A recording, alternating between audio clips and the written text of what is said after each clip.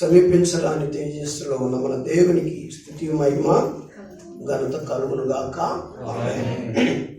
ఈరోజు పారిపోవుట అనేటువంటి మాట మీద ధ్యానం చేయబోతున్నాం. ఏంటి? పారిపోవుట. కాబట్టి పారిపోవుట అన్నది దేవునికి ఇక్కడ మనం చదివినటువంటి మాటలో పారిపోవుట అనే మాటను మనం చూస్తాం. పారిపోవుట, ఎక్కడి నుంచి పారిపోతున్నాడట? యెహోవా సన్నిధిలో నుండి. యెహోవా సన్నిధిలో నుండి అతడు పారిపోవటం మనం చూస్తాం. కాబట్టి ఈరోజు దేవుని యొక్క మందిరానికి ఎవరెవరైతే రాలేదో వాళ్ళందరూ కూడా మరి అజాగ్రత్త, అశ్రద్ధ చేయకుండా దేవుని సన్నిధికి ఇష్టంగా రావాలి. లేకపోతే వారు కూడా దూరంగా ఉన్నట్లే. కొద్దిగా మనసుకు బాధ కలిగించిన మాట అది మనం దేవుని దగ్గరికి ఏం చేస్తుంది? నడిపిస్తుంది, సహాయం చేస్తుంది. దేవుని దగ్గరికి నడిపిస్తుంది. అయ్యో ఇంత మాట అనేసరేంటి అనే బాధ కలుగుతుంది. కానీ లేదా ఆ మాట అనకపోతే మనం కొన్ని బలహీనతలను సరి చేసుకోలేము, కొన్ని విషయాలు. కాబట్టి ఆ మాట మనం వాడవలసి వస్తుంది. కాబట్టి పారిపోయే ఆ జీవితాన్ని మనం చూస్తాం. బైబిల్ గ్రంథంలో కొన్నిటి దగ్గర నుండి మనం పారిపోకూడదు, మరి కొన్నిటి దగ్గర నుంచి మనం పారిపోవాలి. విశ్వాసమైన మనము, దేవుని పిల్లలమైన మనము కొన్నిటి దగ్గరకు మనం రావాలి. దేవుని సన్నిధి నుండి పారిపోకూడదు. దేవుని సన్నిధి నుండి పారిపోకూడదు. అలాగనే అన్ని స్థలాలు దగ్గరికి వెళ్ళే ఉండవలసిన స్థలాలు కాదు, కానీ అక్కడి నుంచి మనం ఏం చేయాలి? పారిపోవాలి. ఆ స్థలం నుండి పారిపోవాలి, దూరం కావాలి. అక్కడ ఉంటే మనం చాలా హాని. ఇప్పుడు ట్రాన్స్ఫార్మర్ ఉంటుంది, దాని చుట్టూ కూడా ఫెన్సింగ్ వేస్తారు, కంచేస్తారు, దాని మీద ఒక హెచ్చరిక రాస్తారు, ఇట్ ఈజ్ డేంజరస్ అని, అపాయము అని రాస్తారు. ఎందుకు అంత భద్రం చేశారంటే అది ప్రాణానికి అపాయం. ఆ ట్రాన్స్ఫార్మర్ దగ్గరికి వెళ్తే మనము నిజంగా మన ప్రాణానికి అపాయం. కాబట్టి ఏం చేయాలి? దానికి దూరంగా ఉండాలి. దూరంగా ఉండటం ఎంతైనా మంచిది. ఒకతని ఫుల్గా తాగేసేసి అతడు ఏం చేశాడంటే ఇదేం చేస్తుందని కరెంటు తీగలు పట్టుకున్నాడట. ఆ మత్తులో ఎవడైనా పట్టుకుంటాడా కరెంటు తీగను? నేను పట్టుకుంటాను చూడని కరెంటు తీగను పట్టుకుంటే సచ్చి పడిపోయాడు. కాబట్టి ఆ మైకము, ఆ మత్తు అలా చేస్తుంది. మీకు దమ్ముంటే ఎవరైనా పట్టుకోండి కరెంటు తీగను, నేను పట్టుకుంటాను. ఆయన పట్టుకొని ఏం చేశాడు? చనిపోయాడు. కాబట్టి కొన్నిటి నుండి మనం ఏం చేయాలంటే పారిపోవాలి. కొన్నిటి దగ్గర నుంచి మనం పారిపోకూడదు. కాబట్టి బైబిల్ గ్రంథంలో మనము ఆ యొక్క మాటలను చూద్దాం. దేవుని యొక్క వాక్యపు వెలుగులో 2వ తిమోతి పత్రికలో 2వ అధ్యాయం 21వ వాక్యం చదువుదాం. ఎవడైనా వీటిలో చేరక 22 నీవు యవనేచ్ఛల నుండి పారిపోము. పవిత్ర హృదయులై ప్రభువునకు ప్రార్థన చేయు వారితో కూడా నీతిని విశ్వాసమును ప్రేమను సమాధానమును వెంటాడు. ఎవరికి చెప్తున్నారు ఇక్కడ? పౌలు గారు తిమోతికి చెప్తున్నారు. తిమోతితో చెప్తున్నాడు. ఎందుకంటే ఇది హెచ్చరిక చేస్తున్నాడు. నీవు యవనేచ్ఛల నుండి, ఇచ్ఛలు అంటే ఏంటంటే ఇష్టాలు, యవన కాలం, టీనేజ్ ఎప్పుడైతే యవన అమ్మాయిలకు, యవన అబ్బాయిలకు వస్తుందో ఆ యవన కాలంలో కొన్ని ఇచ్ఛలు, కొన్ని ఇష్టాలు వారికి ఉంటాయి. వారు చూడకూడదు అనుకుంటారు, కానీ వారి మనసు చూడు అంటది. వారు వెళ్ళకూడదు అనుకుంటారు కానీ వెళ్తారు, చేయకూడదు అనుకుంటారు కానీ చేస్తారు. వాళ్ళ స్వాధీనంలో వారు ఉండలేరు. కొన్నిసార్లు కొన్ని ఇచ్చలు ఉంటాయి. ఇచ్చలు అనేవి దేవునికి ఇష్టమైనవి ఉండాలి కానీ దేవునికి బాధ పెట్టేవి, దేవుని నుండి దూరం చేసే ఇచ్చలు మనకు ఉండకూడదు. ఇష్టాలు, ఇచ్చలు, దేవుని బాధ పెట్టే ఇచ్చలు, దేవుని నుండి మనలను దూరం చేసే ఇచ్చలు మనకు ఉండకూడదు. కాబట్టి భక్తుడైన పౌలు గారు గొప్ప దైవజనుడు, అనుభవం కలిగినటువంటి వ్యక్తి, అన్ని రకాలుగా దేవుని కొరకు బ్రతికి మరి ఆయన కొరకు నిలబడినటువంటి ఒక గొప్ప భక్తుడు సెలవిచ్చే మాట ఏంటంటే, తిమోతి, నీ యవనేచ్ఛల నుండి నువ్వు దూరంగా పారిపో అంటాడు. ఎందుకంటే ఆ ఇచ్చలో, ఆ ఇష్టములో, ఆ క్రియలను పడిపోయావంటే నువ్వు దేవునికి దూరం అవుతావు. ఇప్పుడు యవనేచ్ఛలకు దగ్గర అవుతే దేవునికి నువ్వేమవుతావు? దూరం అవుతావు. దేవునికి దగ్గర కావాలంటే యవనేచ్ఛలకు దూరం కావాలి. యవనేచ్ఛలను నువ్వు జయించలేనప్పుడు దేవునికి దగ్గరగా ఉండలేదు, దేవుని పోగొట్టుకుంటావు. కాబట్టి నా ప్రియ తిమోతి, నీవు యవనేచ్ఛలకు ఏం కావాలి? దూరంగా ఉండు, దూరంగా ఉండు. ఈరోజు నా దేవుని బిడ్డలారా, మనలో కూడా కొన్ని ఆశలు కలుగుతుంటాయి, కొన్ని ఇష్టాలు కలుగుతుంటాయి, కొన్ని ఇచ్చలు కలుగుతుంటాయి. కనుక అవి కొన్ని మంచి మనకు వస్తూ ఉంటాయి, కొన్ని చెడ్డవి కూడా మనకు వస్తూ ఉంటాయి. కొన్ని మంచివి, కొన్ని చెడ్డవి వచ్చినప్పుడు ఒక దేవుని బిడ్డగా, దేవుని కొరకు జీవించుచున్న యవనస్తుడా, యవనస్తురాలా, లేకపోతే మనమందరం కూడా ఆ ఇచ్చలను లేక ఆ అలవాట్లను, ఆ ఇష్టాలను తీసుకోవాలా వద్దా, వాటికి దగ్గరగా వెళ్ళాలా, దూరంగా వెళ్ళాలా అన్నది మనం ఆలోచించాలి. ఇంకా తెలియదండి, తెలియక పడిపోయాము, ఎరుగక వెళ్ళిపోయాము, తెలియక చేశాము అన్నట్టుగా ఉండకుండా ఆ యవనేచ్ఛల నుండి ఏం కావాలి? దూరం కావాలి. యవనేచ్ఛల నుండి దూరం కావాలి. ఆ యవనేచ్ఛలలో, చెడ్డ ఆ ఆశలలో, చెడ్డ ఆ ఇష్టాలలో, క్రియలలో పడిపోయామంటే దేవునికి పోగొట్టుకుంటాం, దేవునికి దూరం అయిపోతాం. అందుకొరకు తిమోతితో అంటాడు, నీవు యవనేచ్ఛలకు ఏం కావాలి? దూరం కావాలి. యవనేచ్ఛలకు దూరం కావాలి. యవనస్తులైనటువంటి వాళ్ళందరూ కూడా ఎన్నెన్నో ఇష్టాలు, మొబైల్లో ఎన్నెన్నో చూడాలనిపిస్తుంది, బయట ఎన్నో స్నేహాలు చేయాలనిపిస్తుంది, బయట ఎన్నో ఆనందాలు అనుభవించాలని అనిపిస్తుంది. కాబట్టి మాట్లాడకూడదు అని ఎంత మనసు మొండికేసుకున్నా మాట్లాడాలనిపిస్తుంది, చూడకూడదు అని మనసు ఎంత గట్టి చేసుకున్నా చూడాలనిపిస్తుంది. కాబట్టి ఈ మనస్సు నీ కంట్రోల్లో ఉండదు. కొన్నిసార్లు లేదండి నాకు ఇష్టమే లేదు, కానీ ఎందుకు నా మనసు అలాగైపోతుంది, ఎందుకు నేను అలా పడిపోతున్నాను, ఎందుకు అలాగ దేవునికి నేను దూరం అయిపోతున్నాను అని చాలామంది అపజయంలో పడిపోతూ, చేయకూడని దాన్ని చేస్తూ, దగ్గరికి వెళ్ళకూడని దాని దగ్గరికి వెళ్తూ వారి జీవితంలో దేవుని ఏం చేసుకుంటున్నారు? దూరం చేసుకుంటున్నారు. అందుకొరకు ఈ రోజున ప్రభు అనేది ఏంటంటే, నా బిడ్డలారా, మీరు వేటికి దూరం ఉండాలి తెలుసా? యవనేచ్ఛలకు దూరంగా ఉండాలి. కొన్నిసార్లు ఆ యవనస్తులకు లేని మనం అనుకుంటాం, యవనస్తుల కంటే మించి కొంత వయసు అయిన వాళ్ళు కూడా చేస్తూ ఉంటారు. వయసు అయిన వాళ్ళు కూడా యవనస్తుల కంటే మించి ఆ యవనేచ్ఛలలో ఉంటారు. ఆ యవనస్తులకు వచ్చే ఆ ఆలోచనలు, యవనస్తులకు వచ్చే ఆ యొక్క ఆశలు, యవనస్తులు పడిపోయే ఆ స్థితి వారు కూడా కలిగి ఉంటారు. ఈరోజు మనం ఎవరైనా సరే, నువ్వు అనుభవం కలిగినటువంటి, ఎదిగిన ఒక ఎక్స్పీరియన్స్ ఉన్నటువంటి బిడ్డవైనా, లేకపోతే టీనేజ్లో యవన కాలంలో ఉన్న దేవుడి మీతో చెప్పేది ఏంటంటే, నాకు దగ్గరగా నువ్వు రావాలంటే నువ్వు యవనేచ్ఛలకు ఏం కావాలి? దూరంగా ఉండాలి.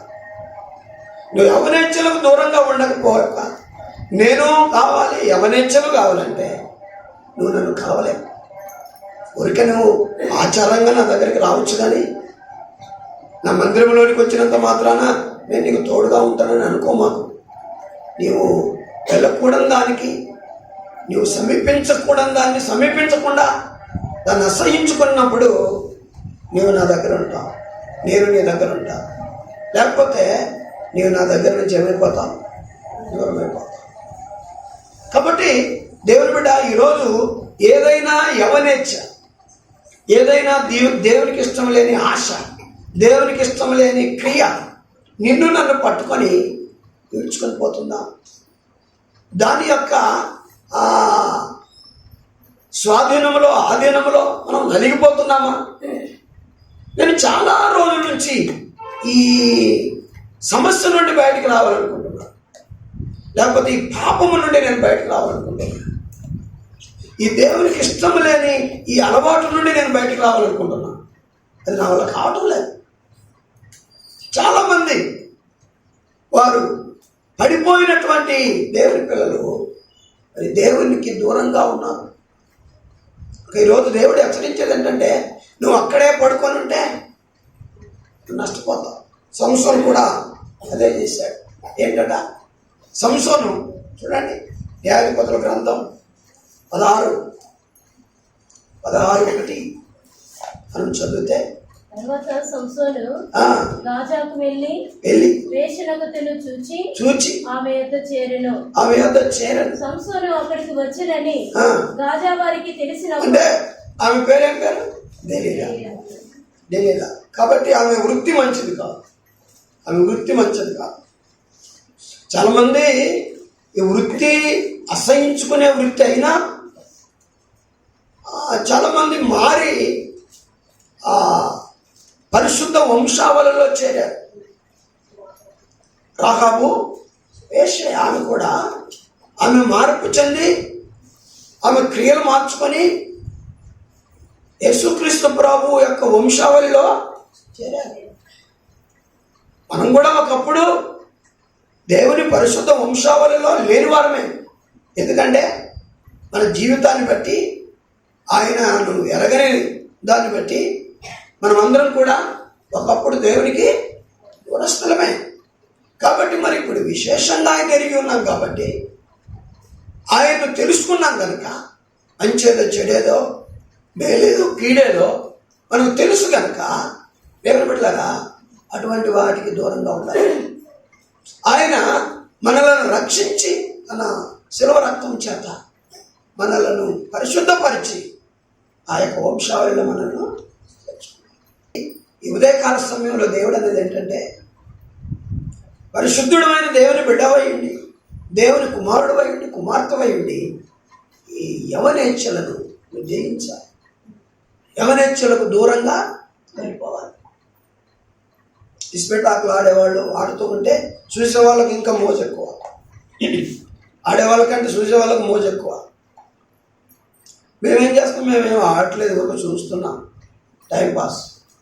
నీకు ఇప్పుడు టైంపాస్గా ఉంటుంది, రేపు వచ్చి నువ్వే కూర్చుంటావు. తాగే వాళ్ళని చూసుకుంటా, వాళ్ళకు ఒక పెగ్గేసుకుంటా, ఒక్కొక్క ముక్క తినుకుంటూ నంచుకుంటూ అనుకుంటా ఉంటే వీళ్ళు చూస్తూ ఉంటారు, ఎంత మజా ఉందో దీంట్లో ఎంత మజా లేకపోతే అతడు అంటుంటాడు. కాబట్టి ఎంత టేస్ట్ ఉందో అని ఈరోజు చూస్తున్న నీవు, తెచ్చిస్తున్న నీవు కూడా ఏం చేస్తావు? ఒకరోజు టేస్ట్ చేస్తావు. కాబట్టి ఇటువంటి ఇచ్చలు కొన్ని ఉంటాయి, కొన్ని రకాలైన పాపాలు, కొన్ని రకాలైన డ్రింక్స్, కొన్ని రకాలైన స్నేహాలు, ఇటువంటి ఇచ్చలు మనకు ఉంటాయి. నువ్వు అవసరమైతే దేవుణ్ణైనా వదిలిపెడతావు, కానీ అంతగా దాంట్లో ఏమైపోతావునో పాతుకుపోతావు, అంతగా దానికి నువ్వు కమిట్ అయిపోతావు. దాన్ని నా ప్రాణం పోయినా విడిచిపెట్టను అనేటువంటి స్థితిలోనికి ఆ యవనేచ్ఛలు నేనేం చేస్తాయి? తీసుకుని వెళ్ళిపోతాయి. కాబట్టి ఈరోజు ప్రభు అంటాడు పౌలు గారి ద్వారా, తిమోతి యవనేచ్ఛల నుండి నువ్వేం చేయాలి? మారిపో. కనుక సంసోను ఒక ప్రత్యేకమైన పని కొరకు ఏం చేయబడ్డాడు? ప్రత్యేకించబడ్డాడు, నాజీరు చేయబడ్డాడు. అభిషేకము నొందినటువంటి వాడు. దేవుని యొక్క పని కొరకు ఫిలిస్తీన్ల చేతుల నుండి ఇశ్రాయేలీయులను రక్షించుట కొరకు దేవుడు అతన్ని ఏర్పాటు చేసుకున్నాడు. మరి గొప్ప గొప్ప కార్యాలు దేవుని శక్తి చేత అతడు చేశాడు. ఇశ్రాయేలీయుల మధ్యలో ఉండి సంసోను చేసిన కార్యాలను అన్యజనులు చూసినప్పుడు వారు ఆశ్చర్యపోయారు. ఎవడూ చేయలేనటువంటి కార్యాలు, ఎంత గొప్ప కార్యాలు, ఎంత భీకరమైన కార్యాలు, దేవుని శక్తి తప్ప ఎవరూ చేయలేరు అని అందరూ సంసోను ప్రశంసించారు, గొప్పగా పొగిడారు. అటువంటి గొప్ప ఉన్నతమైన దేవుని బిడ్డ, దేవుని వ్యక్తి ఏమైపోయాడు? కొన్ని ఇచ్చలకు పడిపోయాడు. ఆ దెలీలా ఆమెను చూసి మరి ఆమెతో స్నేహం చేయటం మొదలెట్టాడు. అది ఒక రోజా, 2 రోజులా, చాలా రోజులు, చాలా నెలలు అక్కడ మకాం పెట్టాడు. మనం దేవుడు తనను ప్రేమిస్తున్నాడు కనుక అనేక సార్లు ఆమె తనకు ప్రాణహాని చేయడానికి తలపెట్టినప్పటికీ అతను గ్రహించట్లేదు. చాలాసార్లు అన్నది ఆవిడ, సంసోను ఫిలిష్తీయులు నీ మీద పడుచున్నారు. ఈ మాట చాలాసార్లు అనింది ఆవిడ. కనుక చాలాసార్లు అన్నప్పుడు కూడా అయ్యో ఇదేదో నాకు ప్రాణహాని తలపెడతా ఉంది, ఇదేదో నాకు ఇబ్బంది కలుగజేస్తూ ఉంది, నేను ఇక్కడి నుంచి వెళ్ళిపోవటమే మంచిదని సంసోను అనుకోలేదు. కానీ ఎన్నిసార్లు తనకు హాని, ఆపద కలుగుతూ ఉంది అని చెప్పినా సరే సంసోను అక్కడే ఉన్నాడంటే ఆ ఇచ్చలో, ఆ దురలవాటులో, లేక బలహీనతలో ఎంతగా కూరుకుపోయాడు ఆలోచించి. ఎంత కూరుకుపోయాడు, ఒక ఊబిలో పడిపోయినట్లు పడిపోయాడు. ఎందుకంటే దేవుడు మనకు ఒక ఫ్రెండ్ లాగా మాట్లాడతాడు మనతో. దేవుడు ఎప్పుడు కూడా తన పిల్లలతో సంశయం పెట్టుకొని మాట్లాడు. నేను ఈ మాట చెప్తే నా పిల్లలు ఏమని అనుకుంటారేమో అని అనుకోరు. కానీ ఎలాగైనా తన పిల్లలను తన వశం చేసుకోవాలి, తన వారిగా, తన మీద ఆధారపడిన వారిగా బ్రతికించాలన్నదే ఆయన ఉద్దేశం. మాటలు లేకుండా దేవుడు ఏం చేస్తాడో మాట్లాడు. ఈరోజు యవనస్తులైనటువంటి మనం కొంతమంది ఆలోచించేయండి. నీ ఇచ్చే ఎలాంటిది, నీ యొక్క అలవాటు ఎలాంటిది, అది దేవునికి దగ్గరగా తీసుకుని వచ్చే ఇచ్చా, లేకపోతే దేవునికి దూరంగా నిన్ను చేసేదా? త్రాగుతున్నావా? ఎక్కువగా ఎవరితోనన్నా మాట్లాడుతున్నావా? ఎక్కువగా ఎవరితోనన్నా స్నేహం చేస్తున్నావా? చింతలో పడిపోయావా? దాన్ని బట్టి దిగులా, సరిగా భోజనం చేయక అదే చింతతో, అదే ఆలోచనతో ఉంటున్నావా? ఇవన్నీ కూడా దేవునికి ఇష్టం కాదు. నువ్వు అలాంటివన్నీ కూడా చేస్తూ యవనేచ్ఛలలో పడిపోయావంటే నువ్వు మెల్లమెల్లగా దేవునికి ఏమైపోతున్నావు? దూరం అయిపోతున్నావు. సాతానుడు దగ్గరగా వస్తున్నాడు. మెల్లమెల్లగా వెలుగులో నుండి నువ్వు వెళ్ళిపోతున్నావు, చీకటిలోనికి నువ్వు వెళ్ళిపోతున్నావు. చీకట్లో పడిపోతావు. చీకట్లో ఏం జరుగుతుందో నీకు తెలియదు. దేవుని విడిచిపెట్టి దెయ్యం దగ్గరికి వెళ్ళిపోతున్నావు. పరిశుద్ధిని వదిలిపెట్టి పాపమునకు కారకుడైన అపవాది దగ్గరికి వెళ్ళిపోతున్నావు. వెలుగులో ఉండవలసిన వాడివి చీకట్లో వెళ్ళిపోతున్నావు. ఈరోజు నేనైనా, మీరైనా, మనం ఎవరమైనా సరే ఆలోచన చేయాలి. అవును, నేను ఈరోజు ఏ ఇచ్చ కలిగి ఉన్నాను, ఏ ఆశ కలిగి ఉన్నాను, ఏ అలవాటు కలిగి ఉన్నాను, ఈ అలవాటును దినదినము దేవునికి క్లోజ్గా దగ్గరగా తీసుకెళ్లేదా, లేకపోతే నన్ను దూరం చేసేదా? నన్ను ఆలోచన చేయాలి. కాబట్టి సంసోను ఎన్నో రోజులు, ఎన్నో నెలలు అక్కడ ఉన్నాను. ఆవిడ ఎంతగానో, ఆవిడ లాలన మాటలు, ఆవిడ మాటలు చాలా కుయుక్తితో కూడా ఉన్న మాటలు. పైకే ఆమె ప్రేమ కానీ నిజంగా వాస్తవంగా సంసోను ఆమె ప్రేమించటమే లేదు. చాలా విసిగించింది. ఎందుకు అంటే నీ ప్రాణం ఎక్కడుందో, నీ బలం ఎక్కడుందో చెప్పు నాకు. నిన్ను దేనితో కట్టేసినా నువ్వు లెక్క చేయట్లేదు, ఎలా చేసినా నువ్వు లెక్క చేయట్లేదు, లేచి అందరిని ఉతుకుతున్నావు వచ్చిన వాళ్ళందరినీ కూడా. అసలు నీ బలం ఎక్కడుంది నాకు చెప్పు అని ఏం చేస్తుంది ఆమె? పలుమార్లు అతన్ని విసిగిస్తావు, పలుమార్లు అతన్ని బాధపడతా ఉంది. కాబట్టి అతను విసిగిపోయాడు. ఇప్పుడు తన బలము ఎక్కడుంది?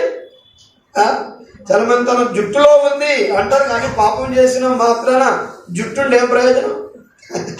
పరిశుద్ధత కలిగి ఉంటేనే బలము. మనకు పరిశుద్ధాత్ముడు ఉంటాడు, బలం ఉంటుంది. పాపం చేసి జుట్టింత పొడుగు పెంచుకుంటే ప్రయోజనం ఏముంది? కాబట్టి చెప్తాడు అతను, నేను నాజీరు చేయబడ్డాను ప్రభు కొరకు. అపవిత్రమైనది నేను తాగను, అపవిత్రమైనది ఏది తినను, అపవిత్రమైన క్రియలు చేస్తాడు. అపవిత్రమైనది తాగడు, అపవిత్రమైనది తినడు, అపవిత్రమైన చోట్లకు మాత్రం వస్తాడు. ఇలా చెప్పేశాడు. ఓహో, ఇక్కడుందా అనేది సీక్రెట్ అని తెలుసుకొని ఆ 7 జడలు అల్లేసి మరి ఆ ఫిలిష్తీయులను పిలిపించి మొత్తం గుండు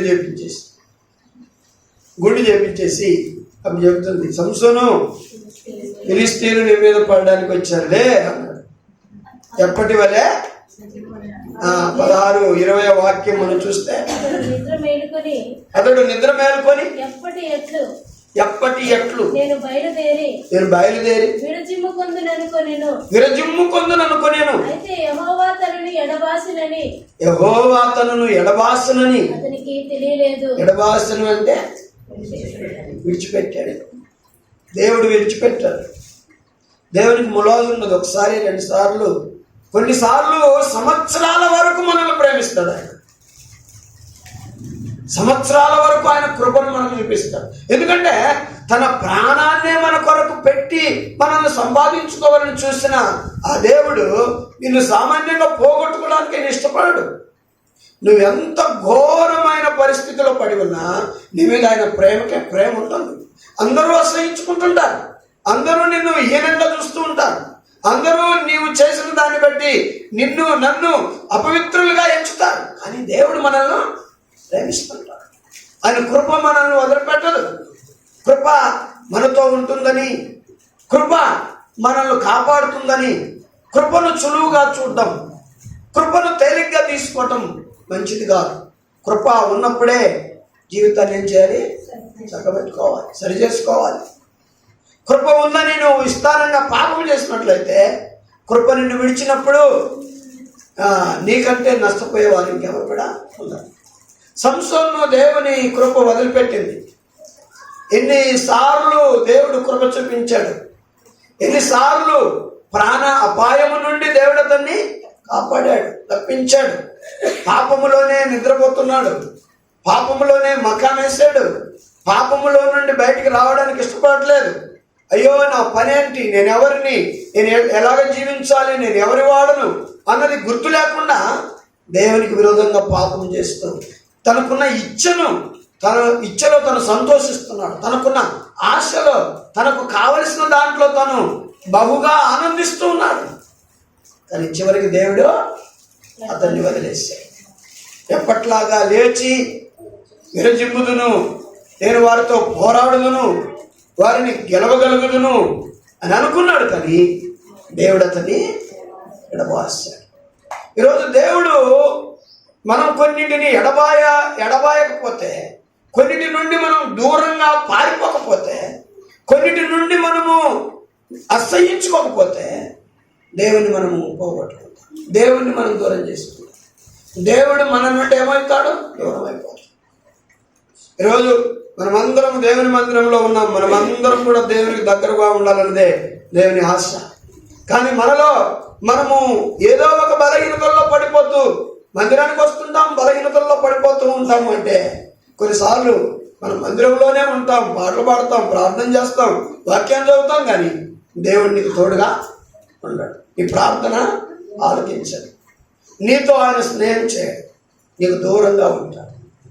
ఈరోజు తీర్మానం చేసుకోవాలి, నాకు వచ్చే ప్రతి చెడ్డ యవనేచ్ఛ, చెడు యవనేచ్ఛ. ఎందుకంటే తిమోతి యవనస్తుడు, అందుకనే అనుభవం కలిగినటువంటి పౌలు గారు చెప్తున్నాడు, నానా తిమోతి, నీ యవనేచ్ఛల నుండి నువ్వు పారిపోవంటాడు. నడిచిపోవంటాడా? నీ యవనేచ్ఛల నుండి నువ్వు నడిచి వెళ్ళంటున్నాడా? Run away from that situation అంటాడు. అలాంటి పరిస్థితి నుండి నువ్వేం చేయాలి? పారిపో అంటాడు. నువ్వు మెల్లగా నడవటం కాదు, నువ్వు పారిపోవాలి అంట. నువ్వు పారిపోవాలి.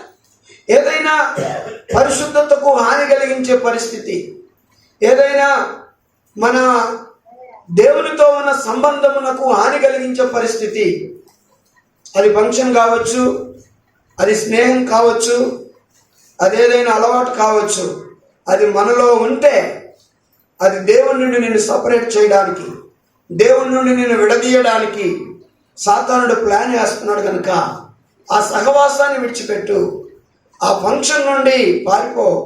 నిజంగా అటువంటి దురలవాటు నుండి నువ్వు తీసివేసుకో. అప్పుడు దేవుడు నిన్ను మెచ్చుకుంటాడు, నీతో ఉంటాడు, నీలోనే ఉంటాడు. నీకు ప్రతి అపజయాలలో జయమిస్తూ ఉంటాడు. ప్రతి సిచ్యువేషన్లో జయించే శక్తిని నీకు దేవుడు ఇస్తాడు.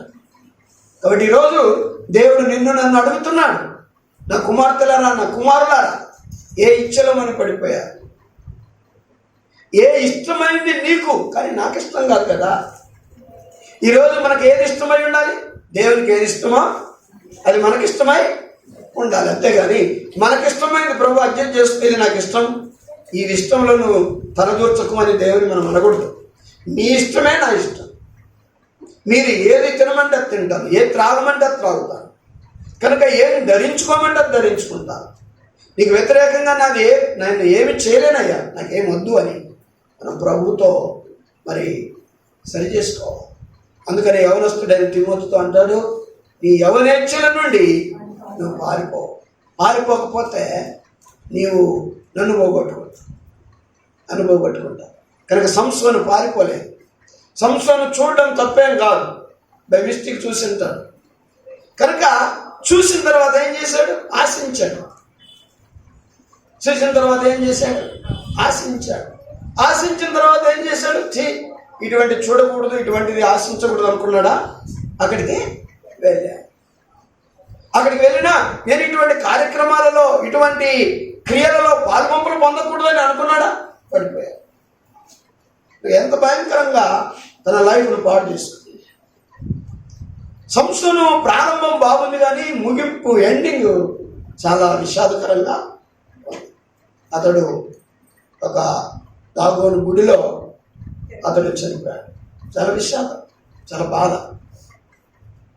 చాలా ఇబ్బంది. అది ఆలోచన చేసుకోవటమే. ఒక వీరాది వీరుడు, శూరాది శూరుడు, అనేక శత్రువులను దడగొట్టించిన వాడు, గడగడలాడించిన వాడు, దేవుని మహాశక్తి కలిగినటువంటి వాడు, ఈరోజు ఇటువంటి హీన దిశలో, హీన స్థితిలో చనిపోవటం అంత భయంకరం. కళ్ళు లాగేసి అతన్ని పట్టుకొని బంది గృహానికి తీసుకుని వచ్చి అతని కళ్ళను లాగేసి తిరగలు విసిరే ఆ పని అప్పగించి అతన్ని గుడిలోకి తీసుకుని వచ్చి స్తంభాలకు కట్టేసేసి ఇంకా ఆ రోజున అతని మరణం చాలా విషాదకరమైనది. అందుకే దేవుడు చెప్తున్నాడు, ఇటువంటి సంఘటనలు మన కొరకే వ్రాసి ఉంచాడు దేవుడు. నా ప్రియ బిడ్డ, నీ ప్రారంభం బాగుంది, కానీ నీ ముగింపు ఎలా ఉంది? ఇప్పుడు నీ స్థితి ఎలా ఉంది? ఏ ఇచ్చలో పడిపోయావు? ఏ అలవాట్లో పడిపోయావు? నా బిడ్డ, నీకు జయించే ఆత్మనిచ్చాను, కానీ ఓడిపోయే ఆత్మని ఇవ్వలేదు. పిరికితనమైన ఆత్మని నేను ఇవ్వలేదు. కాబట్టి నువ్వు నిలబడి పట్టుదల కలిగి గట్టిగా నిలబడ్డావంటే ఏ పాపము నీ దగ్గరికి రాదు. నేను నీకు తోడుగా ఉంటాను. కనుక జయించును. ప్రభు నిన్ను నన్ను పోగొట్టుకోవడానికి ఇష్టం లేకుండా చెప్తున్నాడు. నా నుండి నువ్వు చాలా కాలం అయిపోయింది, దూరం అయిపోయావు. నన్ను విడిచిపెట్టి చాలా కాలం అయిపోయింది, నువ్వు దూరం అయిపోయింది. నువ్వు యవనేచ్ఛలకు దగ్గరగా అయిపోయావు. యవనేచ్ఛలను ఇష్టంగా చేస్తున్నావని చెప్పి దేవుడు ఈరోజు మనల్ని ఏం చేస్తున్నాడు? హెచ్చరిస్తున్నాడు. కాబట్టి దేవుని బిడ్డారా, ప్రభువా నిన్ను దూరం చేసుకునే ఇచ్చే ఏదైనా సరే నాకు దూరం అవును కాక అని మనం తీర్మానం చేసుకోవాలి. నిన్ను దూరం చేసేటువంటి ఇచ్చే ఏదైనా సరే అది నాకు దూరం అయిపోవును కాక. అది ఆచారమైనా ప్రభువా దాన్ని నేను దూరం చేసుకుంటాను, స్నేహమైనా దాన్ని నేను దూరం చేసుకుంటాను, ప్రభువా నా అలవాటైనా దాన్ని నేను దూరం చేసుకుంటాను, ప్రభువా అది ఏదైనా సరే నేను దాన్ని దూరం చేసుకుంటాను అని ఈరోజు నువ్వు తీర్మానం చేసుకుంటే మరలా దేవుడు నిన్ను తన దగ్గరికి రానిస్తాడు. లేకపోతే నీకు దేవునికి సంబంధమే ఉండదు. చాలా దూరం అయిపోతావు, చీకట్లో పడిపోతావు, నీ బ్రతుకంతా కూడా పతనం అయిపోదు, పాడైపోదు, భ్రష్టుడు అయిపోతావు. అందుకొరకు ఈరోజు దేవునికి ఇష్టం లేని ప్రతిదాన్ని నువ్వేం చేయాలి? అసహించుకొని యవనేచ్ఛలను మీరేం చేయాలి? నుండి పారిపోవాలి. ఈరోజు మనం అందరం కూడా యవనేచ్ఛల నుండి ఏం చేయాలి? పారిపోవాలి. ఎన్ని రోజులు ఆ యవనేచ్ఛను నీలో గూడు కట్టించావు, దానికి నీరు పోసావు, మహావృక్షంగా చేశావు, దాన్ని ఇప్పుడు పెరికేయాలంటే నీ వల్ల కావడం లేదా? దేవుని అడుగు. దేవుడు తప్పక దాని మీద అసహ్యం కలిగించి దాని నుండి నిన్ను దూరం చేస్తాడు. మాటి మాటికి ప్రార్థించి, మాటి మాటికి వాక్యం చదువు, దేవుని మీద ఆధారపడు. ఆ యవనేచ్ఛ నుండి ఏం చేస్తాడు? దేవుడు నిన్ను దూరం చేస్తాడు. తర్వాత మరొక విషయాన్ని దేవుని వాక్యం సెలవిస్తుంది. 1 కొరింథీ పత్రిక 6వ అధ్యాయం 18వ వాక్యం నుండి, జారత్వమునకు దూరముగా పారిపోడు మనుషుడు చేయు ప్రతి పాపమును దేహమునకు వెలుపల ఉన్నది గాని జారత్వము చేయువాడు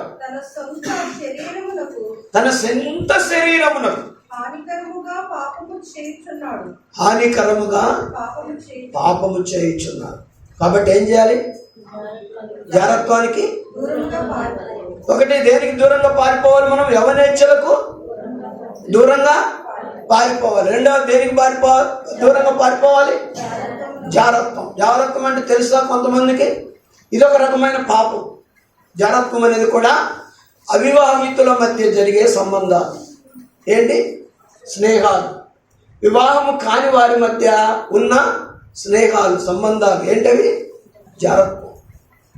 కాబట్టి జారత్వం గురించి చాలా మంది అంటారు, నేను లవ్ చేస్తాను, పెళ్లి చేసుకుంటాను. కనుక అది కుదరదు. దేవుడు దాన్ని ఇష్టపడు. అరేంజ్ మ్యారేజే బెస్ట్, పెద్దలు చూసిందే బెస్ట్. ఒక కన్యకుగా నీ వివాహము జరిగే వరకు నీ పెద్దలు, నీ తల్లి, నీ తండ్రి చూసే వరకు నీ క్యారెక్టర్ దేవునికి ఇష్టంగా నువ్వు కాపాడుకోవాలి.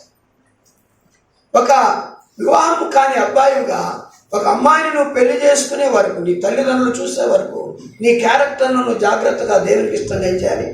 కాపాడుకోవాలి. ఒకవేళ వివాహం కాకముందే నీలో ఇటువంటి బలహీనతలు ఉంటే నువ్వు జారత్వాన్ని జరిగించు.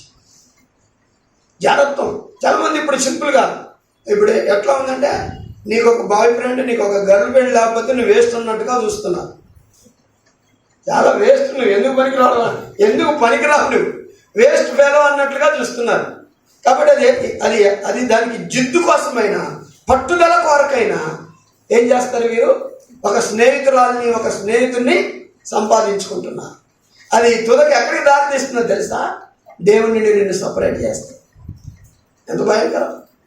దేవుని నుండి నిన్ను దూరం చేస్తుంది. ఎందుకు అంటే దేవుని బిడ్డవు కనుక దేవుడు నిన్ను గద్దిస్తున్నాడు.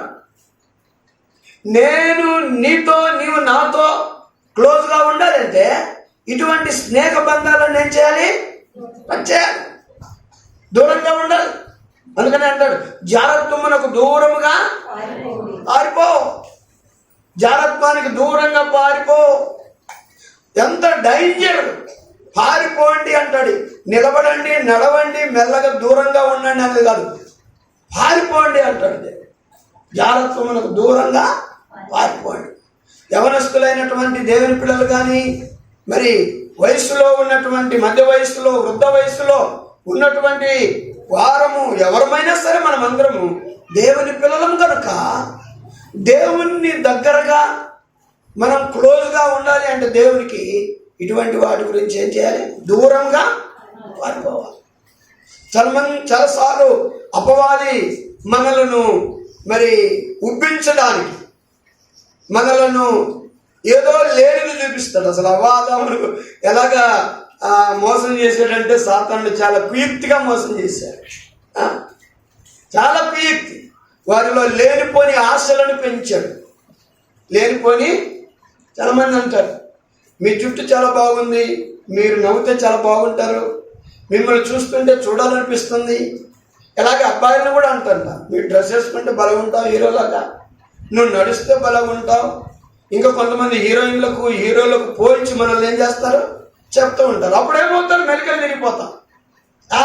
నేను ఇలాగున్నానా నాకే తెలియదు అని ఇంకా స్టైల్ చేయడం మొదలెడతాం. కానీ ఇది నేను ఎక్కడికి నడిపిస్తుంది తెలుసా? చీకటిలోనికి నడిపిస్తుంది, దేవుని నుండి దూరం చేస్తుంది. నువ్వేం చేయాలి? అటువంటి మాటలు అంటున్నప్పుడు, వినబడినప్పుడు ఏం చేయాలి? నువ్వు అసహ్యించుకోవాలి, చీదరించుకోవాలి. ఇటువంటి మాటలు నేను వినకూడదు, ఇటువంటి మాటలు నాకు అసహ్యం. నేను ఎవరిని? దేవుని బిడ్డ. భర్తలు భార్యలు కలిగినటువంటి మనమందరం కూడా, నేను నా భర్త ఇద్దరము మేము ఒక శరీరమై ఉన్నాం కనుక వేరే వ్యక్తి మా మధ్యలోనికి రాకూడదు. కాబట్టి నా భార్యకు నేను ద్రోహం చేయలేను, నా భర్తకు నేను ద్రోహము చేయలేను. అలా ద్రోహం చేస్తే నా దేవునికి విరోధంగా నేనేం చేస్తున్నాను? పాపము చేస్తున్నాను. కాబట్టి ఈ రోజున దేవుని పిల్లలమైనటువంటి మనం దేవుడు హెచ్చరిస్తున్నాడు. ఎందుకంటే ఆయన పిల్లలు, బయట వాళ్ళు ఎవరు లేరు, మనం దేవుని పిల్లలం కాబట్టి దేవుడు హెచ్చరిస్తున్నాడు. అందుకని నువ్వేం చేయాలంటే, ఇంతవరకు ఏదైనా ఇటువంటి బలహీనత, ఇటువంటి పాప సంబంధమైన సహవాసం, స్నేహము నీలో ఉంటే ఈరోజు దేవుడు అంటాడు, నేను నీకు దూరమై చాలా రోజులైందిరా, నేను నిన్ను విడిచిపెట్టి చాలా రోజులు. ఎందుకంటే నువ్వు జాగ్రత్తవానికి దూరం కాలేదు కాబట్టి నేనే ఏమైపోయాను, నేనే దూరం అయిపోయాను. నువ్వు జాగ్రత్తవానికి దూరంగా పారిపోమని చెప్పాను, నువ్వు పారిపోలేదు. నేనే నీ దగ్గర నుంచి ఏం చేశాను? పారిపోయాను. కాబట్టి ఈరోజు చూడు, నీకు జాగ్రత్తం కావాలా, దేవుడు కావాలా? ఈరోజు శరీరచ్చలు కావాలా, దేవుడు కావాలా? ఏది కావాలో నువ్వు తేల్చుకోవాలి. నువ్వు తేల్చుకోకపోతే సంసోను ముగింపు ఎలాగైతే ఉందో ఆ రీతిగా నీ ముగింపు ఉండదు. నువ్వు సంపాదిస్తావు కానీ డబ్బులు మిగలవు. సంపాదిస్తావు, బాగానే వస్తాయి డబ్బులు. ఆ వస్తావంటే భలే వచ్చింది ఈరోజు అంటావు, కానీ సాయంకాలం దాకా అవి ఉండవు. ఏదో ఒక ఇంకోటి, నీ మనసులో నెమ్మది ఉండదు, నీ మనసులో సంతోషం ఉండదు, సమాధానం ఉండదు, నీ ఇంట్లో ఆనందం ఉండదు, నీ ఇంట్లో ఆనందం ఉండదు. ఎందుకంటే ఇదే కారణం. ఈ దేవునికి ఇష్టం లేని స్నేహాలను చేస్తున్నావు కాబట్టి ఈ అపవాదం ఏం చేస్తున్నాడంటే, నీవున్న ఇంట్లో సమాధానం ఉంచట్లేదు, నీ హృదయంలో సమాధానం ఉండట్లేదు, నువ్వు సంపాదించిన డబ్బును నువ్వు అనుభవించడానికి కూడా నీకు ఉండనివ్వట్లేదు. నువ్వు ఏదో ఒక రకమైన మెంటల్గా అయిపోతున్నావు.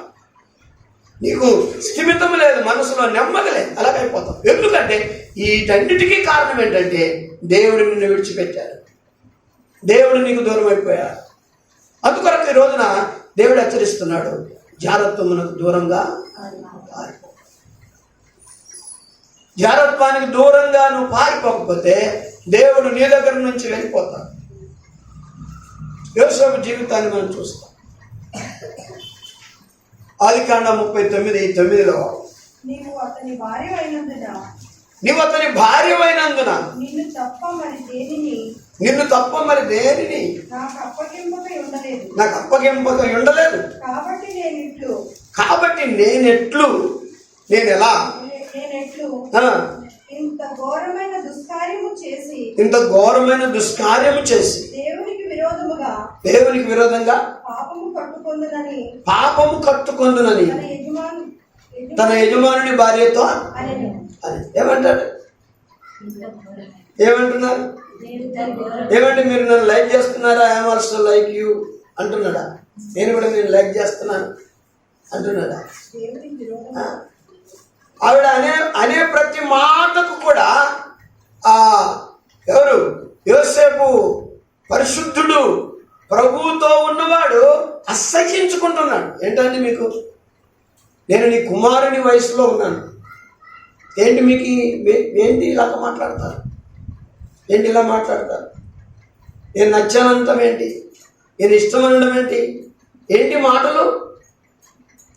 చూడండి, ఒక పరిశుద్ధుడు లోకస్తుల ఇంటిలో ఉన్నను, పాప సంబంధుల ఇంటిలో ఉన్నను, ఫతిపర్ భార్యకు అది పాపం అనిపించదు. ఎందుకంటే she is not child of God, దేవుని బిడ్డ కాదని అది ఆమెకు పాపం అని అనిపించదు. కానీ ఇక్కడ దేవుని బిడ్డ ఒకడు ఉన్నాడు అదే ఇంట్లో. ఎవరు? అతడు ఆ పాపం యొక్క భయంకరత్వాన్ని చూసి అది ముందంటే వీడు పిచ్చోడా, పిచ్చోడు, పాపం అంటాడు, ఘోరమైన కార్యం అంటాడు. ఇటువంటి అవకాశాలు, ఇటువంటి అనుకూలతలు లేక ఎంతమంది ఇబ్బంది పడుతున్నారు అంటాడు. నీ అనుకూలతకు ఒక దండం, నీ అవకాశానికి ఒక దండం. నేను ఎవరిని? దేవుని బిడ్డను. నా దేవునికి విరోధంగా నేను ఎలాగా నువ్వు చెప్పింది చేసి పాపం కట్టుకుంటాను? నా వల్ల కాదు. నువ్వు ఇంట్లో నీడిచ్చినా ఇవ్వకపోయినా, నువ్వు నాకు జీతం ఇచ్చినా ఇవ్వకపోయినా, నాకు అన్నం పెట్టినా పెట్టకపోయినా, నేను ఇంట్లో ఉండలేను తల్లి. నేను చేశాడు. అప్పుడు ఆమె అతని వస్త్రం పట్టుకొని అతనితో శయనింపమని చెప్పగా అతడు తన వస్త్రమును ఆమె చేతిలో విడిచిపెట్టి తప్పించుకొని బయటికి పారిపోయాను. జోసెఫ్ అన్నదే ఫ్రమ్సీ. కాబట్టి యోసేపు ఏం చేశాడు? పారిపోయాడు. ఈరోజు నీ ఉద్యోగంలో, నీవు ఇంట్లో పనిచేస్తున్నావో, లేకపోతే ఒక ఆఫీస్లో పనిచేస్తున్నావో, లేకపోతే ఒక ఏదన్నా పొలంలో పనిచేస్తున్నావో, లేకపోతే ఏ ఉద్యోగమో, ఎవరివో, ఏ కాలేజీలో పనిచేస్తున్నావో, హాస్టల్లో పనిచేస్తున్నావో, ఎక్కడ పనిచేస్తున్నావో తెలియదు. నువ్వు దేవుని బిడ్డవైతే ఇటువంటి పరిస్థితులు నీకు ఎదురైనప్పుడు వాటి దగ్గర నుంచి నువ్వేం చేయాలి? ఏం లేదండి, మాకు ఇంకా వెనక సోర్స్ ఏమి లేవు, బ్రతుకు జట్కా బండి నడవాలి, కాబట్టి నేను ఇతను చెప్పినట్లు వింటే, ఇవి చెప్పినట్లు వింటే నా బిడ్డలు చదివించాలి, నా బిడ్డలకు భోజనం పెట్టాలి, వాళ్ళకు మంచి చెడ్డ చూసుకోవాలి, చాలా ఖర్చులు ఉన్నాయి, చాలా అవసరాలు ఉన్నాయి. కాబట్టి నువ్వు ఇంట్లో ఉంచినా ఇవ్వకపోయినా, నాకు నీడనిచ్చినా ఇవ్వకపోయినా, నాకు కూడు పెట్టినా పెట్టకపోయినా, నేను మాత్రం ఇక్కడ ఉండలేనని యోసేపు ఏం చేశాడు? పారిపోయాడు. అది చూశాడు దేవుడు. యోసేపు జీవితంలో ఆ పాపాన్ని అసహించుకునేటువంటి, పరిశుద్ధతను కాపాడుకునేటువంటి ఆ పరిస్థితిని చూశాడు. అందుకని దేవుడు యోసేపుకి ఏం చేశాడు? తోడుగా ఉన్నాడు. ఈ రోజున దేవుని బిడ్డ, యవనస్తులారా, మరి మాలాంటి వివాహమైనటువంటి వాళ్ళారా, స్త్రీలారా, పురుషులారా, మనమందరం కూడా ఇటువంటి స్నేహానికి ఏం కావాలి? దూరం. ఇటువంటి స్నేహానికి దూరం కాకపోతే దేవుణ్ణి నువ్వు దూరం చేస్తుంది. నువ్వు ఎన్ని రోజులు బ్రతికినా నరకం కొరకే కానీ నువ్వు దేవుని పరలోక రాజ్యం కొరకు బ్రతకనే బ్రతకు. నేను అంతే. అలా చేస్తే ఈ రోజున దేవుని పిల్లలమైన మనం ఏం చేయాలంటే, ప్రభువా నేను జారత్వం నుండి దూరంగా పారిపోయే మనసు నాకు ఇప్పుడు. చాలా మంది అంటారు, నేను క్లియర్గా ఇది తప్పు, ఇది ఏంటి ఇలా మాట్లాడుతున్నాను అనుకోకండి, ఇది చెప్పాల్సిందే. ఎందుకంటే భార్యాభర్తల మధ్యలో ఉన్న ఆ సంబంధము పరిశుద్ధమైన సంబంధం. అది అలా కాక మరా వేరేలాగా మనం బ్రతికితే అది దేవునికి ఎంత మాత్రం కూడా ఇష్టం ఉండదు. ఈరోజు నాలో కొన్ని బలహీనతలు భాస్కర్ ఏమైనా అనుకుంటాడేమో, ఆయనకు అనుకూలంగానే మాట్లాడదామని మీరు అంటే దేవునికి అనుకూలంగా ఉండాలి కదా నేను. కనుక దేవునికి ఇష్టం ఉండదు కనుక మనం వాటికి దూరంగా ఉండాలి. వాటికి దూరంగా ఉండాలి. వాటికి దూరంగా ఉండక మనం ఏదో ఒక దాన్ని మేలైనది, లోక సంబంధమైనది, ఆదాయ సంబంధమైన దాన్ని చూసుకొని మనము తల వంచి బెండ్ అయితే ఆ రోజే దేవుడు నిన్ను వదిలిపెట్టి వెళ్ళిపోతాడు. ఆ రోజే దేవుడిని పోగొట్టుకున్నాడు. కొంతమంది అననీయ సప్ఫీరా దాచుకున్నారు. దేవుని సొమ్ము ఏం చేశారు? వారు అనుభవించడానికి ఉన్నారా? మరి వారు అనుభవించడానికి లేదు. కొంతమంది అతి తెలివి అనమాట. ఇది వాళ్ళకి అతి తెలివి, సాతాను తెలివిది. మీరు దాచుకోండి అన్నారు. మరి దాచుకోవడానికి నువ్వు ఉంటావా లేదో? సాతాను ఉంచుతాడా నిన్ను? దేవుడు ఉంచుతాడా? మరి దేవునికే వ్యతిరేకంగా తీసుకొని దాచుకున్నావు. మరి దేవుడిని ఉంచలేదు కదా, తీసుకుని వెళ్ళిపోయారు. ఎవరు అనుభవించాలని? ఆ ధనవంతుడు అన్నాడు, నా ప్రాణమా తినుము, త్రాగుము, సుఖించుము, సంతోషించుమని చెప్పాడు. కాబట్టి ఆ ప్రభు ఏమన్నాడు, రాత్రి నీవు ఎరివాడా, ఈ రాత్రి నీవు ప్రాణం అడుగుతున్నాడు. మరి నువ్వు సంపాదించిందంతా కొన్నిసార్లు పిచ్చి పిచ్చి పనులు చేస్తాం మనం, పిచ్చి పిచ్చి ఆలోచన చేస్తాం మనం. కాబట్టి రేపు ఉంటామో ఉండమో మనకు తెలియదు. అది నువ్వు ఈరోజు ఏ ఆదాయాన్ని చూసి ఆశపడి నీ జీవితాన్ని మరి అటువంటి క్రియల కొరకు అంకితం చేస్తున్నావో అది దేవునికి ఇష్టం లేదు. నేను కూలి చేసుకుని అయినా బ్రతుకుతాను. ఈరోజు పాపం చేసి బిర్యానీ లెగ్ పీసులు తినే బదులు నేను పచ్చడో లేకపోతే గంజైనా దానికి పరిశుద్ధంగా బ్రతుకుతా. మనము తిండి ద్వారా దేవుని మహిమపరుస్తామా?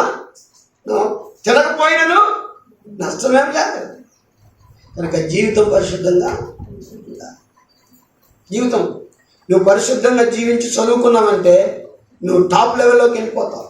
దేవుడు నేను అంచెలంచెలుగా హెచ్చిస్తాడు.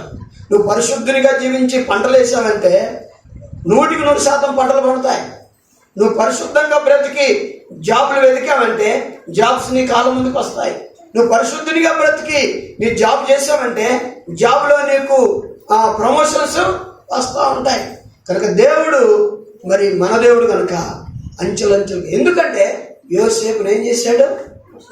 బానిసగా వేశాడు, మరలా జైలు పాలు చేశాడు, తర్వాత రాజింట్లోకి వెళ్ళాడు, తర్వాత ఈజిప్ట్కే అధికారి అయిపోయాడు, టాప్ లెవెల్లో పెట్టాడు. ఎంత సన్మానం, ఎంత ఘనత, ఎంతమంది వందనాలు చేసేవాళ్ళు, ఎంతమంది సెల్యూటులు కొట్టేవాళ్ళు. ఎందుకు అంటే జాగ్రత్త నుండి, పాపం నుండి ఏమైపోయాడు?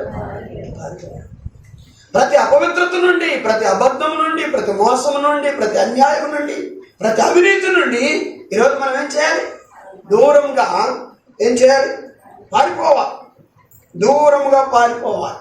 తర్వాత టైం అయిపోయింది, మరి ఇంకొక మాటకు మనము వద్దాం. తర్వాత దేవుడు మరొక మాట అంటాడు. ఏమంటారు? కొరింథీ పత్రికలో, 1 కొరింథీ పత్రిక 10:14 చదువుదాం. కాబట్టి ప్రియులారా విగ్రహారాధనకు దూరముగా పారిపోండి. విగ్రహారాధనకు దూరంగా పారిపోండి. చాలు. ఇంకో దానికి మనం దూరంగా పారిపోవాలి. దేనికి? విగ్రహారాధనకు దూరంగా పారిపోవాలి. ఏంటంటే అది కూడా దేవుడిదే. దేవుడు కాదు, జీవము లేదు, మనుషులు నీటి పెంచుకున్నది సృష్టికర్తను నేను. నిర్గమకాండం 20వ అధ్యాయం 4వ వాక్యంలో, 4వ వాక్యమా 20 అధ్యాయం 4వ వాక్యంలో పైన ఆకాశం అంతే గాని భూమి అంతే గాని భూమి కింద ఉండే నీళ్ళ ఎంతే గాని ఉండే దేని రూపమునైనను విగ్రహమునైనను నీవు చేసుకోకూడదు, వాటికి సాగిల పడకూడదు, ఏ కార్యం చేయకూడదు, వాటిని పూజింపకూడదు. చాలా జాగ్రత్తగా ఉండాలి. నేనే నీకు దేవుడనై, నేను తప్ప వేరొక దేవుడు నీకు ఉండకూడదు. ఖచ్చితంగా చెప్పేశాడు. నేను తప్ప నా స్థానంలో ఇంకెవరిని నువ్వు పెట్టుకోవు, నా స్థానంలో నువ్వు ఇంకెవరిని పెట్టుకోడు. ద్వితీయోపదేశకాండంలో 17వ అధ్యాయంలో 2వ వాక్యం నుండి చదువుదాం. నీ దేవుడైన యెహోవా నిబంధనను మీరి ఆయన దృష్టికి చెడ్డదానిని చేయొచ్చు.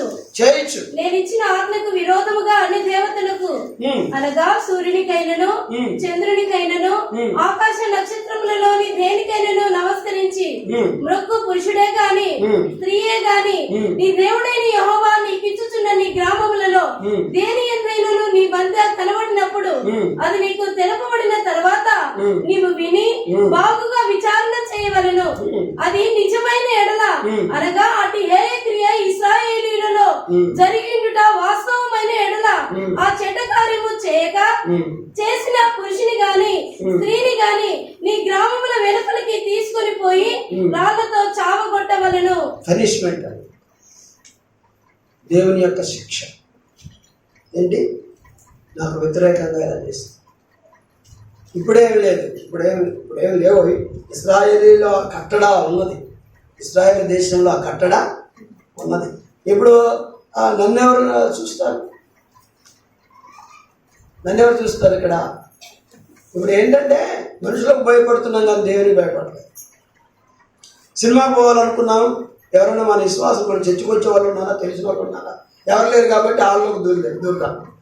కనుక మనుషులకు భయపడుతున్నాం. నేను వెళ్ళే ఫంక్షను అది పరిశుద్ధులు వెళ్ళే ఫంక్షన్ కాదు, కానీ నేను వెళ్తున్నాను. నేను వెళ్ళి నేను ఎంతవరకు ఉండాలో అంతవరకు ఉంటాను, మంచిది. కానీ నేను చేయబడ్డిన దాంట్లో అంతా చేయబెట్టేసేసి గెలిపిలు చేసుకొని నా జీవితాన్ని పాడు చేసుకుంటానా? అట్లా చేసుకోకూడదు. అట్లా మనము కొన్ని దగ్గరికి వెళ్ళినప్పుడు కొన్ని క్రియలు మనం చేయకుండా, మనకు అంటకుండా మనం ఏం చేయాలి? జాగ్రత్త పడాలి. ఇక్కడ మనం ఎవరు ఏం చేయలేరు, కానీ దేవుడు నీకు పనిష్మెంట్ ఇస్తాడు. ఇప్పుడు అట్లాగా మనకి ఇక్కడ లేదు, తర్వాత పరలోకంలో మనకు ఉంటుంది. పరలోకంలో ఉంటుంది.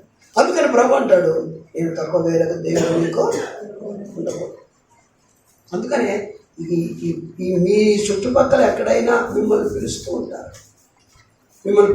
ఎందుకంటే మనము ఆ కేటగిరీ నుండే వచ్చాం కాబట్టి మన బంధువులు, మన స్నేహితులు, మన వాళ్ళు అందరూ కూడా ఏం చేస్తుంటారు?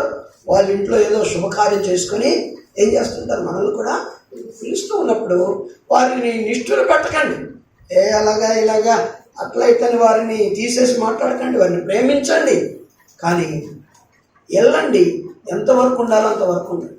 అన్ని కార్యాలలో మీరు పాల్గొంపులో పొందుతారు. ఎందుకంటే మీ ఆత్మీయ జీవితం, మీ పరిశుద్ధ జీవితం పాడైపోయేటువంటి స్థితి తెచ్చుకోకండి. విగ్రహారాధన, ఐడల్ వర్షిప్ అక్కడ ఏమైనా జరుగుతుందంటే అక్కడి నుంచి నువ్వేం చేయాలి? అన్నదే దూరంగా వెళ్ళిపోవాలి. దూరంగా వెళ్ళిపోకపోతే ఈ జీవితాన్ని నువ్వు పాడు చేసుకుంటావు. కాబట్టి అందుకనే 3 విషయాలు చెప్పాడు దేవుడు. 1, యవనేచ్ఛల నుండి పారిపో. 2, జారత్వం నుండి పారిపో. 3, పారిపో. వాళ్ళు ఏమని అనుకుంటారో, వీళ్ళు ఏమని అనుకుంటారో, వస్తానండి అని చెప్పాలా? సూక్ష్మంగానే మనం ఏం చేయాలి? ఎవరిని నిట్టు పెట్టకూడదు. వారికి తెలియదు కదా, మనం పెద్ద తెలుస్తేనే మనం వారిని హీనంగా చూడకూడదు. చాలా జాగ్రత్తగా మనం తగ్గించాలి. ఎందుకంటే ఇవన్నీ కూడా చాలా అపాయకరమైన స్థలాలు, అపాయకరమైనటువంటి కార్యాలు.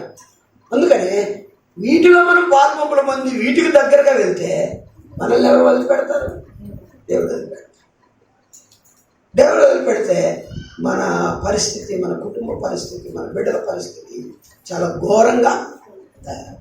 అందుకొరకు దేవుడు చెబుతున్నాడు, వీటి దగ్గర నుంచి మీరు దూరంగా పారిపోండి.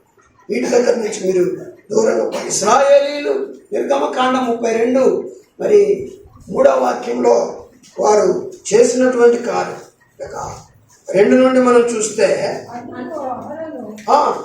నీ భార్యలకు,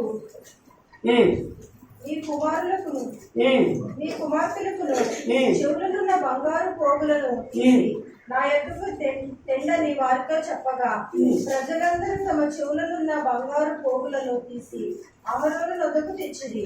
అతడు వారి యొద్ద వాటిని తీసుకొని పొగరుతో రూపమును ఏర్పరిచి దానిని కోత పోసిన దూడగా చేశాను. అప్పుడు వారు, ఓ ఇశ్రాయేలు, ఐగుప్తులో నుండి నిన్ను రప్పించిన నీ దేవుడు ఇదే అనేది.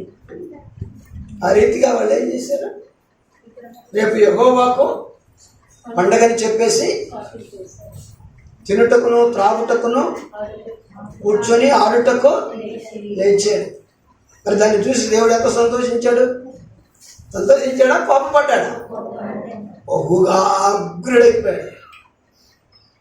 మోషే, నువ్వు కిందకెళ్ళి, నీవు ఐగుప్తు నుండి నడిపించిన ప్రజలు చెడిపోయారు అంటాడు. కాబట్టి దేవునికి కోపం పుట్టించే స్థలాలకు మనం వెళ్ళకూడదు. దేవునికి కోపం పుట్టించే క్రియలు మనం చేయకూడదు. దేవునికి కోపం పుట్టించే స్నేహాలు మనము చేయకూడదు. అలాగ మనం చేసినప్పుడు యేసయ్య మన నుండి ఏమైపోతాడు?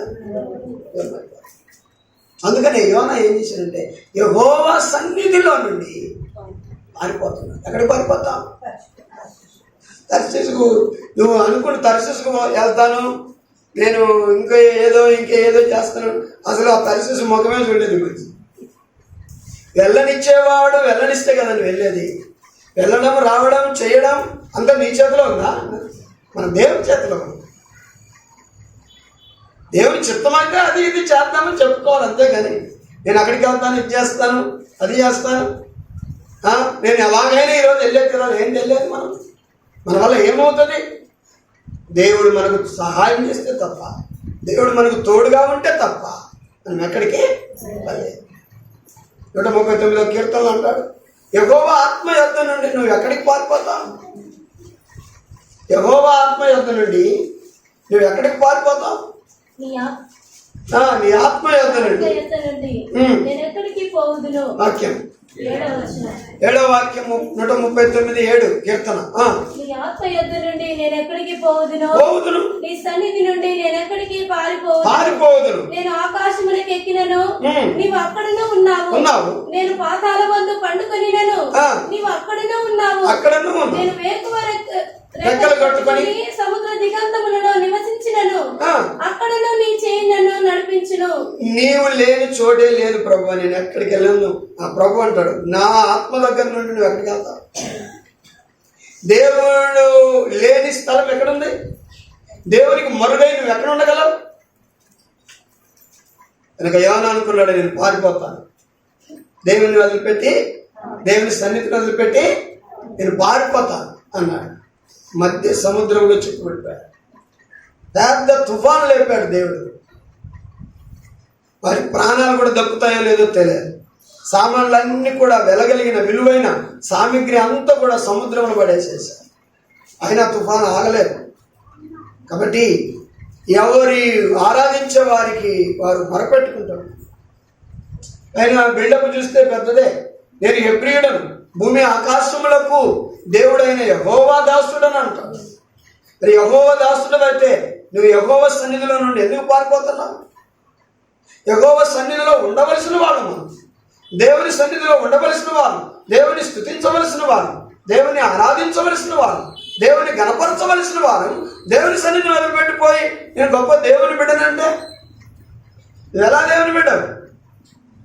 కాబట్టి ఈ రోజున దేవుడు నిన్ను ఎక్కడికి వెళ్ళినా వదిలిపెట్టాడు. ఇది ఆయన ప్రేమ. ఎలాగైనా నిన్ను పట్టుకొని తిరిగి తన పాదాల దగ్గర తీసుకొని రావాలన్న ఆశ దేవుడు కలిగి ఉన్నాడు. మనమైతే దేవుణ్ణి తప్పించుకొని వెళ్ళిపోవాలనుకుంటున్నాం. దేవుడు అంటాడు, నీ ఆత్మ యొద్ద నుండి నేను ఎక్కడికి పారిపోతాను ప్రభు, నేను ఎక్కడికి వెళ్ళినా నువ్వు అక్కడ ఉన్నావు. కాబట్టి ఈ రోజున దేవుని పిల్లమైన మనం, ప్రభువా నేను వేటి దగ్గర నుంచి పారిపోవాలో వాడి దగ్గర నుంచి పారిపోయే కృప నాకు దయచేయి. నాయన నీ దగ్గర మాత్రం నేను ఎప్పుడు ఉండాలి, నీ దగ్గర మాత్రం ఎప్పుడు ఉండాలి. ఆదాము అవ్వను వెళ్ళిపోండి నా తోటలో నుంచి, వెళ్ళిపోండి నా సన్నిధిలో నుంచి అన్నాడు. ఎందుకు? పాపం చేశారు, ఆజ్ఞను మీరే. అందుకనే నా ముఖం ముందు మీరు కనబడవద్దు, మీరు వెళ్ళిపోండి అని ఆ తోటలో నుంచి వారిని గెంటి పడేసేసి కెరూబులను కాపలా పెట్టారు. ఈరోజు దేవునికి విరోధమైనది ఏది మనం చేసినా దేవుని ముందు మనం నిలబడగలమా? దేవునికి తలెత్తి మనం ప్రార్థన చేయగలమా? ప్రభువా నా మొర వినమని మనం అనగలమా? మనం అనలేము దేవుని బిడ్డలారా. ఎందుకంటే మనలో ఉన్న పాపము ఆయన కనబడతాం, ఆయన కన్నుల ఎదుట మన పాపము కనబడతా ఉంది. అందుకొరకే మనం అటువంటి స్థలాలన్నిటి నుండి మనం దూరం అయిపోయి దేవునికి దగ్గరగా. యోనాను ఎక్కడ వదిలిపెట్టాడు దేవుడు? తిరిగి తీసుకుని వచ్చాడు తన కాళ్ళ దగ్గరికి. ఆయన లేకుండా ఏం పని చేయగలం? ఆయన లేకుండా ఏం సంపాదించగలం?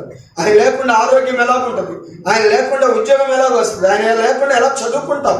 ఆయన లేకుండా ఎలాగ ప్రమోషన్ వస్తుంది? ఆయన లేకుండా గర్భఫలం ఎలా దొరుకుతుంది? ఆయన లేకుండా సమాధానం ఎలాగ వస్తుంది? ఏది రాదు. ఆయన ఉంటేనే మనకి ఏదైనా వస్తుంది. అందుకనే ఆయన పోగొట్టుకుని చెత్తంతా సంపాదించుకుంటే సాతానే నిత్య నాశనంలో పడవేయడం తప్ప ఏం దొరకదు. అందుకని ఈ రోజున ప్రార్థన చేద్దాం, ప్రభువా నేను జాగ్రత్త నుండి దూరంగా పారిపోయే కృపను అందించి. ఈరోజు ఇరుక్కుపోయాను ప్రభువా, నన్ను బెదిరిస్తున్నారు ప్రభువా, నువ్వు నన్ను చేసుకోకపోతే, నువ్వు నన్ను ఇలా చేయకపోతే నేను కేసు పెడతానంటున్నారు ప్రభువా, లేకపోతే నేను చిక్కుకుపోయాను, ఇరుక్కుపోయాను ప్రభువా, నన్ను క్షమించు, నన్ను బయటకు తీసుకురా. నేను కొన్ని చీకటి క్రియలకు అలవాటు అయిపోయాను ప్రభువా, కొన్ని సహవాసాలకు అలవాటు అయిపోయాను, కొన్ని స్నేహాలు చేస్తున్నాను. అయ్యా నీకు తెలుసును తండ్రి, నన్ను బయటకు తీసుకురామని ఈరోజు నువ్వు ప్రభు పాదాలు పట్టుకొని కన్నీరు కాల్స్తే ఈరోజు విడిపించే దేవుడు తను నీ దగ్గరకు వచ్చి ఆయన నీతో నీవు ఆయనతో స్నేహము. లేకపోతే మన పరిస్థితి చాలా దారుణంగా ఉంటుంది. కాబట్టి దేవుడు ఈ మాటలు దీవించి ఆస్వాదించును గాక. ఆమేన్.